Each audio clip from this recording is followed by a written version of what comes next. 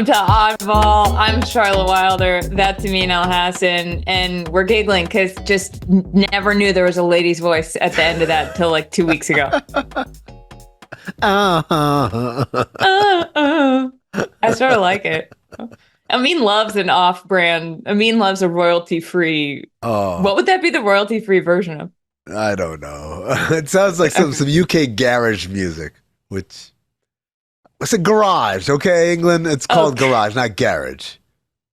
I was like, I'm not familiar with that artist. Okay, big basketball stuff to get to. Yeah. It was another playing game. I mean, two playing games. The East playing games. The Sixers beat the Heat 105-104 in a wild slugfest of a game. Obviously, the big news is that Jimmy Butler was injured. He was injured in the first quarter. Yeah.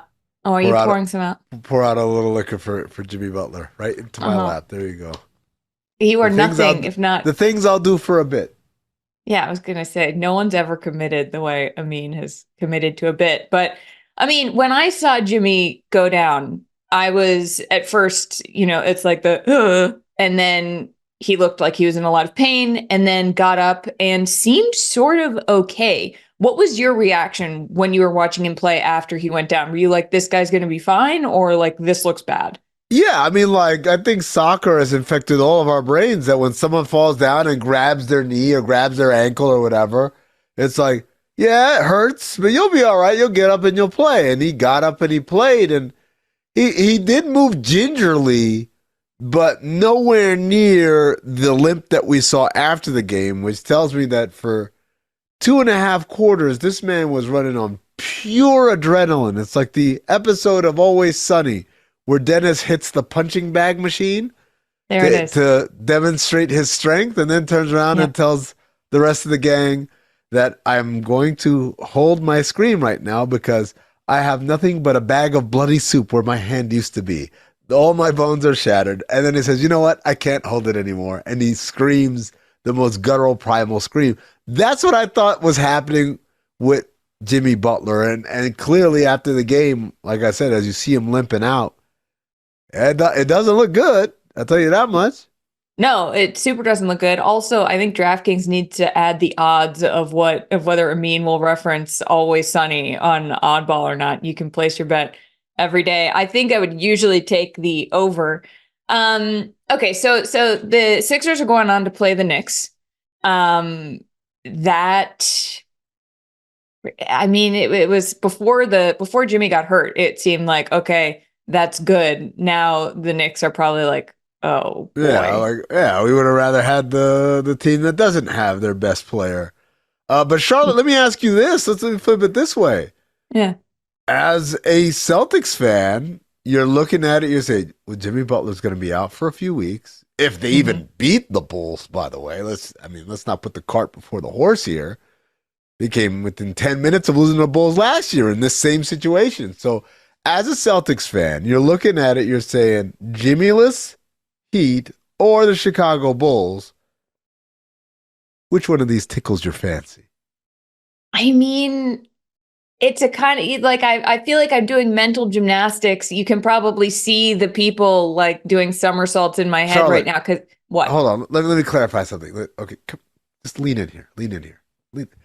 This is just between me and you. The basketball gods don't know about this. They can't hear this conversation. This is a private conversation that they are not privy to. Who do you rather? Yeah. So don't worry about angering them by, you get what you asked for. None of that stuff. Just between me and you. Two friends here. Okay. The Heat without question. Jimmy or the Bulls? Yeah, but how do we know in the future? How will I know when the basketball gods are listening or not? They're not. I distracted them. I threw a shiny object that way. I said, ooh, LeBron's coming back for a 22nd season. And they're like, and they're running after that right now. Okay. And I think I'm going to say I'd prefer the Heat without Jimmy. But they're also still sort of scary. I mean, just because it's the Heat and they have Erik Spoelstra. And Erik Spoelstra is like the Dark Lord wizard of basketball. And also, like, Tyler Hero can get really hot sometimes. And then you have the undrafted free agents last year, like Gabe Vincent, Caleb Martin. Nobody saw that coming. But I still think it would be really satisfying to beat the Heat, but it would also feel sort of bad because it's like, oh, it's without Jimmy. It's like beating up on so. Yeah, I think the Heat. I mean, You're I, saying this a little loudly now. Hold on. That yeah, volume maybe came. the Yeah, gods are listening the again. gods are like, wait a second, what'd she say over Yeah, there? What's the happening gods are over there, listening. man? Hey. Yeah, I think the Heat, but I also don't think that they're going to be able to beat the Bulls if they don't have Jimmy. I think Kobe White did some pretty incredible things last night that we should probably talk about. Yeah, before we get there, I do want to I want to give a shout out to the Sixers who were down double digits Mhm. and their home crowd booed them. Embiid wasn't having a good game, and they did the thing that playoff runs are built on, which is when my stars don't have it going for whatever reason, can someone else step up? Nicholas Batum hadn't scored 20 points all season long, and he ends up scoring 20 points in just one quarter of play. And that was the story of the game. He came up with big shots. He came up with a huge tip in off of the Maxey miss. Buddy Hield had some great plays as well. You got to give credit to the Sixers. I don't want people to walk away thinking like, Right. oh, well, Jimmy got hurt. What did you expect? No, the Sixers, they pulled out a gritty rock fight type of win from the team that prides itself on winning gritty rock fights. I also would point to uncharacteristic mental lapses in the fourth quarter for the Miami Heat. You had Yeah. a silly foul by Jaime Jaquez. You had that over and back violation. You had a silly offensive foul by Kevin Love. I know these things like, oh, that's just one play, but these one plays add up. And Miami is the team that we always identify as they always get it right. They never mess up. And so last night they messed up, and you see how small that margin of error is. Yeah, they pride themselves on not doing the things they did last night. I wonder if they were sort of rattled, if they could tell Jimmy was hurt more. I mean, obviously he did not have a great game after that. I think that with the Sixers, one of my favorite moments, I mean, from the game was afterwards when they won. You know, they eke out this win by 1 point. And Tyrese Maxey and Joel Embiid, we see them on the broadcast, like goofing around. Tyrese is so happy. Joel looked really sad for a lot of the game. I don't know how his knee's doing because Looks tired. He looked yeah. out of condition, to be honest, But we more than anything. finally saw him show some signs of life when he was laughing with Maxi afterwards. And obviously, we'll get to this tomorrow, looking ahead at the first playoff rounds. But do you think that the Sixers can keep this up? Yeah, I mean, the notes say they're on a 9-game win streak. I'll remind everybody that playing games don't count. So it's still an 8 Mhm. game win streak. This one just never happened. All it did is determine that they're going to try to continue their win streak when they get to the playoffs. But yeah, I mean, I think if you're Philly, you have to just believe that as Embiid gets more and more reps under his belt, he'll be better and they'll be better. And again, the Knicks aren't a daunting opponent. They're a tough opponent, but it's not like you're going up against a juggernaut. So Yeah. in the other playing game, we alluded to it. The Bulls defeated the Hawks 131 to 116. Kobe White has 42 in his play-in debut, not playoff debut notes, because again, this doesn't count. None of this counts. Kobe White, those 42 points, all they do is make sure that you get to play another game tomorrow night against Miami. Um, did anything in that performance convince you that the Bulls can do something in the playoffs, Charlotte?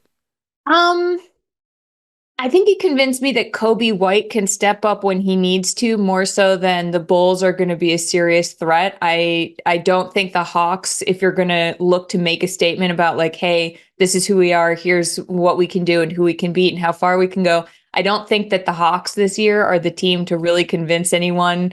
If you beat them, it's like, wow, these guys are really on a roll. But I do see where they could be a sneaky compelling team. I would rather play the Heat without Jimmy Butler because I think there's I would, Jesus, I'm not on the Celtics. The Celtics, I think that there is still something that is sneaky scary about the Bulls in this situation. I This just is what like being a fan does to your brain. yeah. This is what being a sports fan does to your brain. You're like trying not to say the wrong thing so you don't jinx it. It's really terrible for your health. I like the idea of the basketball gods are now fully paying attention. No, please tell us about you guys. We, the Celtics. Yes, Charlotte, let us know what you all would like. That's what got them. They were like, oh, she did that thing where fans talk about the team as if they're on it. We got, it's a 5-alarm fire over here. They're still holding the shiny object I threw in their hands, but now they're standing right here. Also, this happened last night, Charlotte, during the game. You had a rather pithy observation via tweet form. I don't know if it was. I just said, what is a French guy showing up to help a team named after the American Revolution? What is this, Hamilton? Because I'm out of practice. Yeah, thank you for the bell. I'm out of practice tweeting because Twitter sucks now. So I was like, what is a reference? Wait. Yeah. Oh. I should have known. Yeah, this is a portion of the program we call French Oddball, or shall I say Le Ballon de Odd? Yes, there it is on the screen. Gay Paris and Charlotte. There's a big night for international players going from Beaucoup France to Petit France, shall I say. It is so loud. The accordion music is so loud in my ear. There is also a monkey with an organ grinder over there. He smokes a cigarette and he has a beret on. But Nicolas Batum, we talked about it, 6 or 10 as a 6-9 from 3-point range with a clutch block on Tyler Hero to seal the game. Yes, like as well, Joel Embiid, Cameroun et Français l'Américain. Yeah. Huge first quarter to beat the Heat, 11 points, 4 rebounds, 2 assists. You know, Joel Embiid was French for about a month. It was a month, and then after a month, he told French coach, I cannot do this. I am going to play for... I believe he promised the president of France he would play in the Olympics, and then, here we are, and he is playing for l'Américain. Well, we have it from Switzerland, the Swiss, as they say, the République de Suisse, Clint Capella, 22 points and 17 rebounds in the loss to the Chicago Bulls. And Buddy Hield, Bahamas, moves off the list of playing in most games without a playoff appearance and giving it to foreigner Lauri Markkanen. Back with more soon.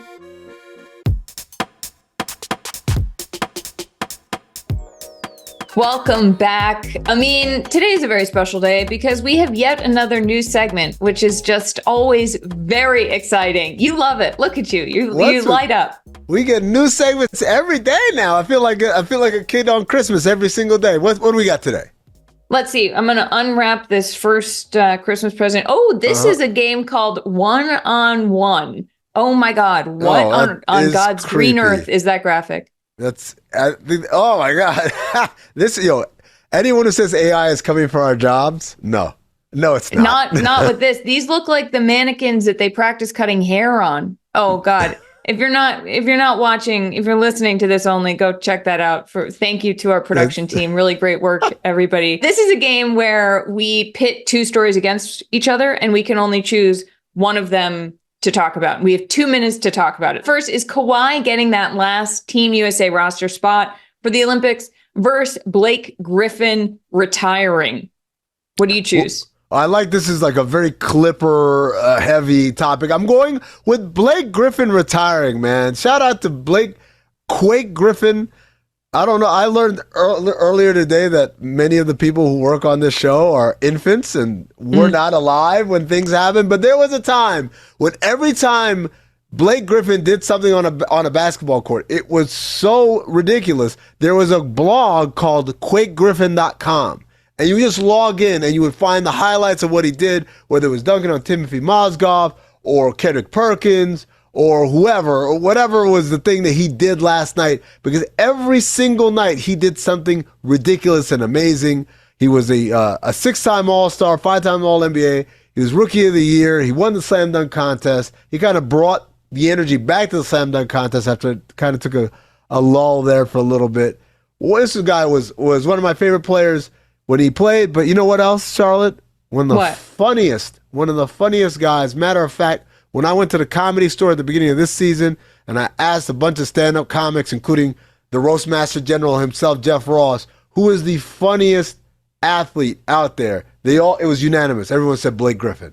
Well, his retirement announcement was hilarious. He said, "I never thought I'd be a kind of writing a letter to basketball guy when I retired." And then he wrote a letter to basketball and he signed it and he wrote, "Wait, am I that guy?" I also want to give a shout out to Blake Griffin on the Celtics when he would get in to the end of a game and announcers would act as though like this is a feat of strength they'd never seen before. They'd be like, "This guy's 35. He's sweating a lot. He's breathing hard, but he's out there." And he would have been out there for like 11 minutes. And I was like, okay, you're going a little hard, but I felt like Blake, of all people, could take it. I mean, I also want to give a shout out to his brother Taylor Griffin. Taylor played for us in Phoenix and has been one of the behind the scenes guys working with his brother for the last few years. So shout out to the entire Griffin family. We love you.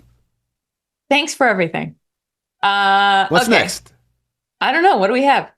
Okay, we've got finals picks versus Boban. Okay. So if you can't pick Denver or Boston to be in the finals, Charlotte, who would you pick? Or I don't care. Yeah. Or we Okay. could talk about Boban intentionally missing a free throw to give the crowd chicken. Oh yeah, absolutely that. I am not terribly interested in making any picks for the finals. I am very interested in talking about Boban missing these free throws. Okay, so to give people context, the Clippers have this promo, which a lot of teams have this promo. When the opponent misses 2 free throws in the fourth quarter, everybody gets free chicken or a free chicken sandwich or whatever. And so Boban, having played for the Clippers before, he's in the end of this game. We know the Rockets season is going nowhere. We know the Clippers sat everybody. This game is meaningless. So he said, you know what, man?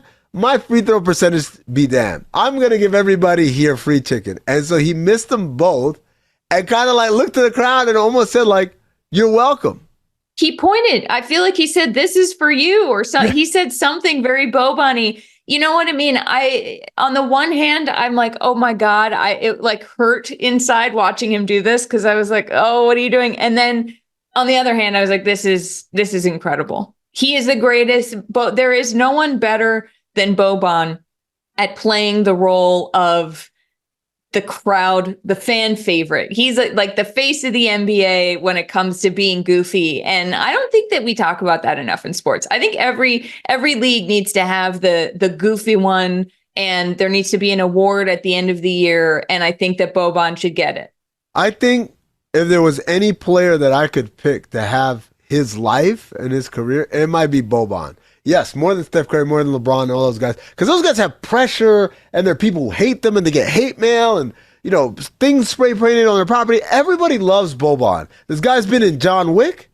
He's got a goldfish commercial. He's got a Chime commercial. He's got a State Farm commercial. He gives the people free chicken. Everybody loves Boban. And to be in that place where you are universally loved, there's not a single basketball fan out there who's like, boo Boban. Dude, that guy is golden in every city he walks into. And now he's the king of chicken. So watch out, John Calipari. Okay, what the chicken people got. Tyson chicken, remember the chicken people got him to Tyson Chicken got him in Arkansas.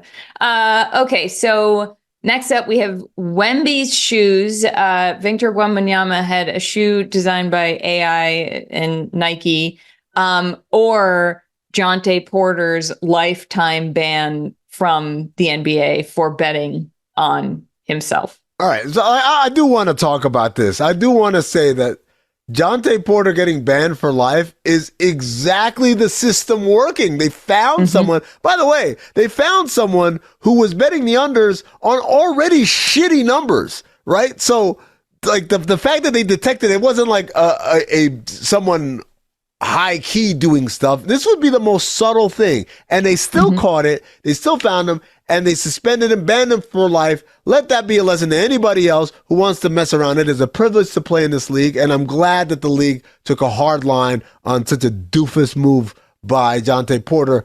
But I don't want to talk about that. Okay. I want to talk about these damn shoes, man. Show me these shoes. I'm going to describe these shoes in case someone is not watching this. They look like a sock.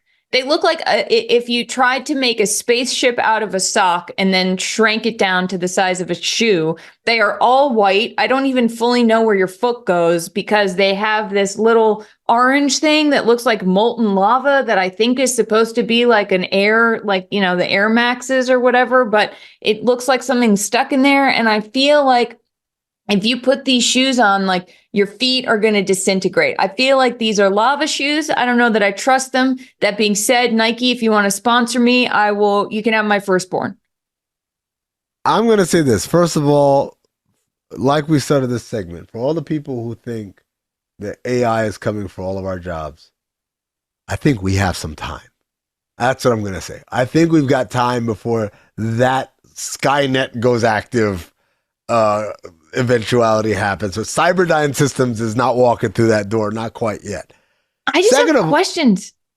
The weirdest thing was the unveil for his logo was like universally loved. Everyone's like, oh, Nike's back with cool ads again and cool logos, and we're about to be cool again.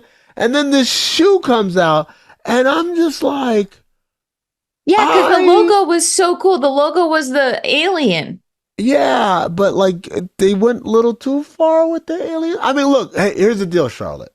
What? Maybe Nike sends us pairs of these. I wear a size 11 in men's. Nine and a half women's. There you go. If I also have a child that wears a 9.5 women's as well. So if you want to send that, I can. And then we can, like, you know what? 'Cause I'm a big believer, like pictures and videos. No, I need physical. So Nike, just send me the physical thing. I'll put them on. I'll try them on. My kid will try them on. We'll let you know. And you know what? We might be wrong. Maybe AI has come for all of our jobs. You know, I'm willing. I'm going to take a little bit more time here. I know, producers, I see you. I see that clock. I want to say something. Maybe this shoe, maybe Nike knows something we don't. Don't you feel like Nike is like plugged into the government in a way where they know about the aliens, and maybe they know what aliens' feet look like? And so they designed this shoe for the alien feet. And they are just like galaxy brain worlds ahead of us. There's a galaxy brain happening here. All right. It might be mine. Just saying, send us the shoes. Okay. Last one here. I mean, we've got Petty Nurkic versus LeBron Sopranos. So the Suns, Yusuf Nurkic, trolled the Warriors on Twitter after they lost to Sacramento. And we have that versus Pablo Torre finds out unearthing a Knicks recruitment video for LeBron from 2010. It also happens to be the last Sopranos scene ever. I feel like we kind of have to see that. Sorry, Nurk. We'll talk about you next week or something. Give me this video. Show me what we got. Yeah, I'll take you down. Tony, I'm so glad we moved to New York. Life is so much better now. Yeah, life's good here, Carl. Even if we are in a witness protection program. Oh my God. Now we just gotta find a place for your friend LeBron to live. What's he like? Yeah. Well, he's a modern guy, but he respects tradition. Here's something classy on the east side. Was it big enough? It's going to be entertaining a lot of people. Where are they? It's very this is like Hell's Kitchen? Definitely Jersey. Problem. Still. You got to find something magnificent. Something there's nothing in the world like it. One of a kind, like he is. Well, here's a place. It says it gets really loud there. Is she on Zillow? Oh, it's MSG. Oh, yeah. Oh, yeah, come on. That's going to be perfect for They got two of the greatest actors myself. My name is to deliver this. City of Winners, it says. You can't use Jay-Z music when Jay-Z was one of the competing bidders on another team. Come on. By the way, Charlotte, baby. I watched the episode of Pablo Torre Finds Out because I had to watch this video. Yeah. When I tell you that this was the least offensive part, that there was a part that was way more offensive. Would you like to know what the way more offensive part was, Charlotte? Yes, I would. Yes. So Jim Dolan, a billionaire, a guy that mixes around in a lot of entertainment circles through his owning of a bunch of venues and also his musical exploits, JD and the Straight Shot. So he reached out, of course, to all of his famous Hollywood entertainment friends. You saw James Gandolfini and Edie Falco, who play Carmela and Tony Soprano, obviously. He reached out to Chris Rock, New York City native, a big Knicks fan. And he also reached out to his good friend, Harvey Weinstein. Now, I know what you're thinking. Wait, I mean, that sounds like, you mean like the guy, not same guy. Yes, that Harvey Weinstein. Yeah. And that is all the time that we have for Oddball. Check out Pablo Torre Finds Out. Keep checking us out. We love you. Thank you. Have a wonderful day.